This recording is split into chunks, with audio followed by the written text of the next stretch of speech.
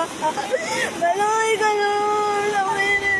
Makikitang nakatayo at magkayakap ang magkapatid na yan sa gitna ng rumaragasang tubig sa ilog sa Gihulngan, Negros Oriental.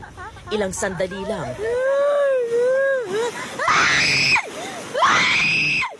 nawala sa balanse ang dalawa at tuluyang inanod.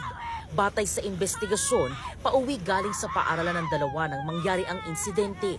Ayon sa barangay, nasa maayos ng kalagayan ng magkapatid matapos makakapit sa ugat ng isang puno at mailigtas ng mga residente. Isinisi ng kanilang kapitan ang nangyari sa hindi natapos na spillway na proyekto ng Department of Public Works and Highways, 1st Engineering District na nakabase roon. Halos 5 milyong piso raw ang pondo ng proyekto. Nasira na rin ang mga culvert na nakatambak lang sa tabi ng ilog.